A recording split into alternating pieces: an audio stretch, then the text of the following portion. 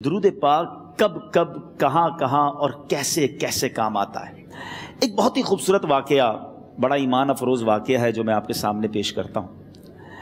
ایک دوست نے اپنے ایک دوسرے دوست کو قرض دیا، اور جب اس نے قرض دیا تو وہ قرض ایک بڑی اماؤنٹ تھی، 3000 دینار۔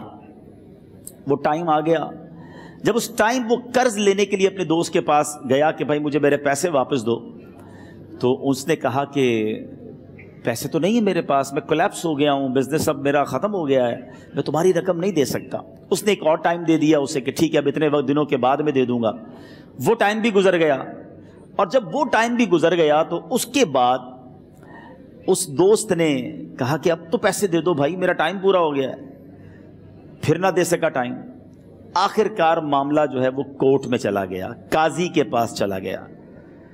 اب قاضی نے جس کو پیسے دینے تھے اس کو بلایا اور کہا کہ بھائی آپ کو اس کے پیسے دینے ہیں؟ کہتا ہے ہاں پیسے تو دینے ہیں۔ تو کہا پھر دیتے کیوں نہیں ہو؟ کہا پیسے ہیں ہی نہیں، کاروبار ہی ختم ہو گیا ہے، قرضہ تو لیا تھا، اب میرے پاس بچا ہی کچھ نہیں ہے۔ تو کہا اچھا اب یہ بتاؤ کہ کب دو گے، کیسے دو گے؟ اس نے کہا بس میرے پاس پیسے ہی نہیں ہیں۔ تو کہا اب تمہارے پاس 30 دن کا ٹائم ہے، 30 ڈیز میں یا تو اس کے پیسے لوٹا دو یا 30 دن کے بعد تمہیں قید کر دیا جائے گا۔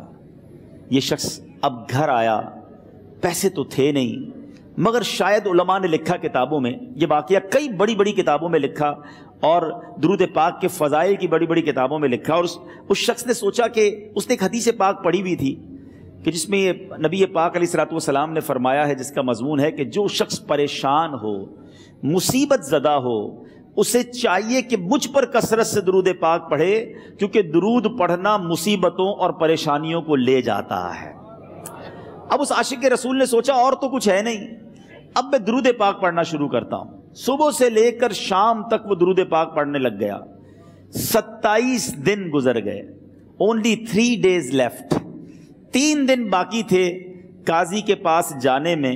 27 دن گزر گئے درود پڑھتے پڑھتے۔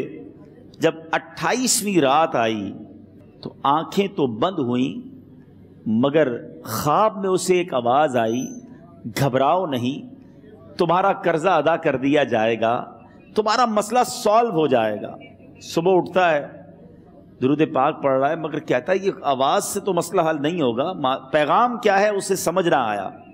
28واں دن گزر گیا، 29ویں رات آ گئی، مگر اب آنکھیں بند ہوئیں اور قسمت جاگ اٹھی۔ نبی پاک صاحب لولاک صلی اللہ تعالیٰ علیہ وسلم خواب میں تشریف لائے، اور پیارے آقا صلی اللہ تعالیٰ علیہ وسلم نے فرمایا گھبراؤ نہیں، علی بن عیسیٰ وزیر کے پاس جاؤ، وہ تمہارا قرضہ ادا کر دے گا۔ اب یہ عاشق رسول صبح اٹھا تو ویری فریش، حشاش بشاش کہ اب تو کام ہو گیا، نبی پاک نے خواب میں آ کر بشارت دی ہے۔ مگر پھر ذہن میں سوال آیا کہ علی بن عیسیٰ کے پاس جاؤں گا تو ثبوت کیا ہے، پروف کیا ہوگا؟ میں جا کر اس کو کہوں گا کہ میرا قرضہ دے دو تو ایسے تو قرضہ نہیں دے دینا، اور میں نے اس کو کہا کہ مجھے نبی پاک نے خواب میں کہا ہے، اور اس نے اگر مجھ سے کوئی نشانی مانگی تو میں نشانی کیا دوں گا؟ آخری دن تھا، 29واں دن تھا، وہ بھی درود پڑھتے پڑھتے گزر گیا۔ 30th نائٹ آ گئی، صبح وہ دن ہے جب عدالت میں جانا ہے۔ اب اس رات پھر نبی پاک علیہ الصلوۃ والسلام خواب میں تشریف لائے، اور آقا علیہ الصلوۃ والسلام نے فرمایا کہ علی بن عیسیٰ وزیر کے پاس جاؤ، وہ تمہارا قرض ادا کر دے گا۔ کہ حضور چلا تو جاؤں گا، لیکن اگر وزیر نے مجھ سے کوئی نشانی طلب کی تو میں کیا جواب دوں گا؟ پیارے آقا علیہ الصلوۃ والسلام نے کمال کا ارشاد فرمایا کہ علی بن عیسیٰ سے کہنا کہ تم روزانہ فجر کی نماز کے بعد 5000 بار درود پاک پڑھتے ہو، یہ راز فقط تم جانتے ہو اور تمہارا رب جانتا ہے۔ اب یہ جب صبح اٹھا تو ایک نشانی بھی مل چکی تھی۔ عدالت میں جانے سے پہلے وزیر کے دربار میں پہنچ گیا، اسے یہ ڈر تھا کہ آج پیسے نہ لوٹائے تو سزا ہو سکتی ہے۔ جب وزیر کے دربار میں پہنچا تو وزیر اپنے مشیروں کے ساتھ بیٹھا تھا۔ کہا مجھے آپ سے بات کرنی ہے۔ کہا بتاؤ کیا بات کرنی ہے؟ کہا میں ایک پیغام لایا ہوں آپ کے لیے۔ اچھا کس کا پیغام لائے ہو؟ کہا میں نبی پاک جناب محمد مصطفیٰ صلی اللہ تعالیٰ علیہ وسلم کا پیغام لایا ہوں۔ وہ عاشق رسول وزیر تھا، کہتا بتاؤ میرے آقا نے کیا پیغام دیا ہے؟ کہ حضور میں 3000 دینار کا مقروض ہوں، آج آخری دن ہے اور میرے آقا نے مجھے بشارت دی ہے کہ آپ سے کہوں کہ آپ میرا قرض ادا کر دیجئے۔ علی بن عیسیٰ کہتا ہے کوئی ثبوت ہے آپ کے پاس؟ ہے کوئی دلیل بھی ہے آپ کے پاس؟ میں کیسے مان لوں کہ آپ کو نبی پاک علیہ الصلوۃ والسلام نے بھیجا ہے؟ عاشق رسول کہتا ہے خالی ہاتھ نہیں آیا، میرے آقا نے مجھے دلیل بھی عطا فرمائی ہے، مجھے ایک ایویڈنس بھی دیا ہے، اور پروف یہ ہے حضور کہ آپ روزانہ صبح فجر کی نماز کے بعد نبی پاک صلی اللہ تعالیٰ علیہ وسلم کی بارگاہ میں درود و سلام کا نذرانہ پیش کرتے ہیں۔ جب تک 5000 کا عدد پورا نہیں ہوتا آپ اس وقت تک کسی اور سے بات نہیں کرتے، اور اے وزیر صاحب یہ راز صرف آپ کو پتا ہے اور آپ کا رب جانتا ہے۔ اللہ اکبر! وہ وزیر تو جس کو کہے نا جھوم اٹھا، ایسا عاشق رسول وزیر تھا جو روزانہ صبح 5000 درود پڑھتا ہو، اس کی تو عید ہو گئی نا۔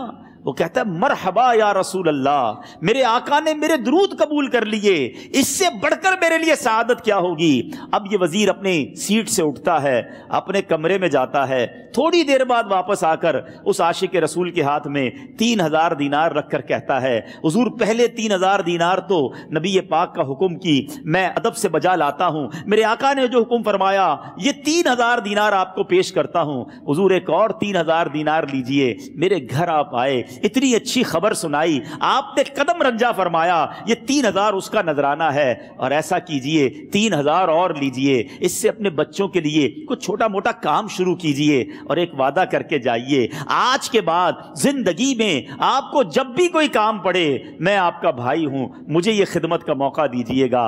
اللہ اکبر! وہ مقروض جو ایک رات پہلے 3000 دینار کا مقروض تھا، ہو سکتا ہے اس کے بیک آف مائنڈ یہ بھی چل رہا ہو کہ اب شاید کل میں نے جیل میں جا کر عدالت میں جا کر گرفتاری دے کر جیل میں جانا ہے، مگر اب 9000 دینار ہاتھ میں ہیں۔ عاشق رسول جھومتا ہوا نبی پاک کی یاد میں گھومتا ہوا اب عدالت میں پہنچا۔ عدالت میں everybody expecting over there کہ آج اس نے آنا ہے اور آ کر کہنا یہی ہے کہ پیسے تو نہیں ہیں، گرفتار کر لو، مگر جا کر اس عاشق رسول نے 3000 دینار جج صاحب کے ہاتھ میں رکھ دیے۔ قاضی کہتا ہے پہلے تو یہ بتاؤ پیسے آئے کدھر سے؟ تم تو کہتے تھے غریب ہوں، تم تو کہتے تھے کاروبار نہیں ہے، ایک مہینے میں اتنی بڑی رقم کا انتظام کیسے ہو گیا؟ سبحان اللہ! اس عاشق رسول نے گویا زبان حال سے یہ کہا ہوگا کہ یہ تو کرم ہے ان کا، ورنہ مجھ میں تو ایسی بات نہیں، اتنا دیا سرکار نے مجھ کو، اتنی میری اوقات نہیں۔ اس نے وہ پورا واقعہ بھری عدالت میں سنا دیا۔ اللہ اکبر! میرے پیارے اسلامی بھائیوں ذرا سوچو پہلے زمانے میں کیسے عاشقان رسول ہوا کرتے تھے، وہ جج وہ قاضی بھی کیسا سرکار علیہ الصلوۃ والسلام کا عاشق تھا۔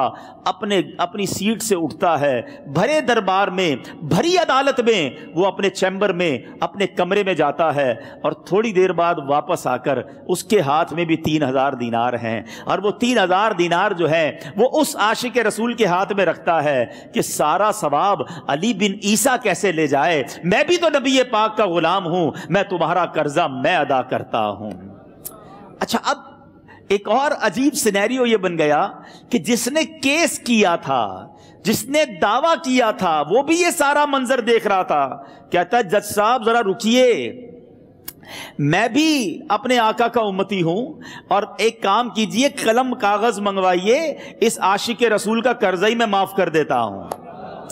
اچھا، اب عاشق رسول نے وہ واپس 3000 دینار جو جج صاحب نے دیے تھے وہ واپس جج صاحب کو دیے کہ حضور یہ پیسے آپ ہی رکھ لیں، قرضہ ہی معاف ہو گیا، اب آپ کے پیسے کا میں نے کیا کرنا ہے؟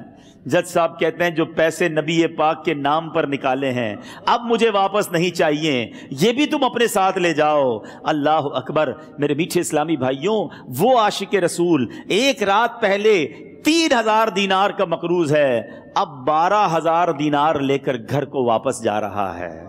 اس ایک واقعے کے اندر جو ہم سب کے لیے درس ہے، جو ہم سب کے لیے پیغام ہے، شاعر لکھتے ہیں نا، دکھوں نے تم کو جو گھیرا ہو تو درود پڑھو، दुखों ने तुमको जो घेरा हो तो दुरूद पढ़ो, जो हाजिरी की तमन्ना हो तो दुरूद पढ़ो। आज हम बहुत सारी प्रॉब्लम्स में होते हैं। यहां भी हो सकता है मेरा कोई भाई बीमार बैठा हो, कोई कर्जे में डूब गया हो, किसी का कोई बिजनेस प्रॉब्लम चल रहा हो, कोई फैमिली इशू में डिस्टर्ब हो। आप किसी भी प्रॉब्लम में हैं, खुदा की कसम दुरूद पाक ऐसा वजीफा है। लोग बहुत सारे वज़ाइफ पूछते रहते हैं, बहुत सारे जनाब वज़ाइफ के बारे में मालूमात करते रहते हैं। सच्ची बात यह है, हर दर्द की दवा है सल्ले अला मुहम्मद।